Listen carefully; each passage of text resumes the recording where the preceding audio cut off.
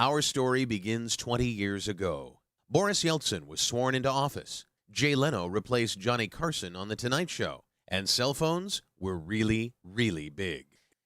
It was August of 1991, and a 20-year-old computer science student named Linus Torvalds sat down at his computer in Helsinki to post what is now one of the most famous entries in computing history. Hello, everybody out there. I'm doing a free operating system, just a hobby, won't be anything big and professional like GNU. It probably will never support anything other than AT hard disks, as that's all I have.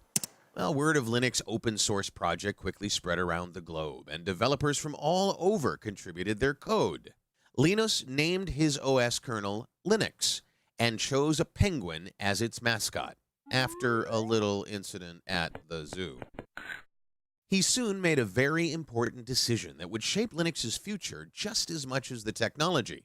He chose the GPL license, created by a visionary named Richard Stallman. The Linux kernel, along with the GPL license and other GNU components, revolutionized the computing industry with a few very simple yet very important freedoms.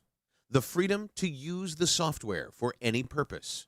The freedom to change the software to suit your needs. The freedom to share the software with your friends and neighbors. And the freedom to share the changes you make. These radical ideas fueled its spread around the world and, somewhat paradoxically, its rise from a hobbyist experiment to the foundation of a large and thriving commercial ecosystem. Companies built businesses around Linux. In 1999, Red Hat's stock tripled as it became the first Linux company to go public. That same year, IBM spent $1 billion to improve and advertise Linux. Does he have a name? His name is Linux. Soon, Linux was knocking out industry heavyweights and fueling the rise of the internet with its free software. In short, Linux revolutionized computing. But whenever something is this disruptive, there's bound to be competitive crossfire. But Linux not only survived, it thrived.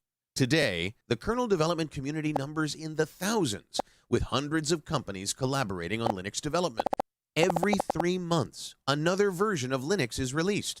So, where is Linux today? Running in 75% of stock exchanges worldwide, and powering the servers that deliver Amazon, Facebook, Twitter, eBay, and Google. You use Linux literally every time you surf the internet.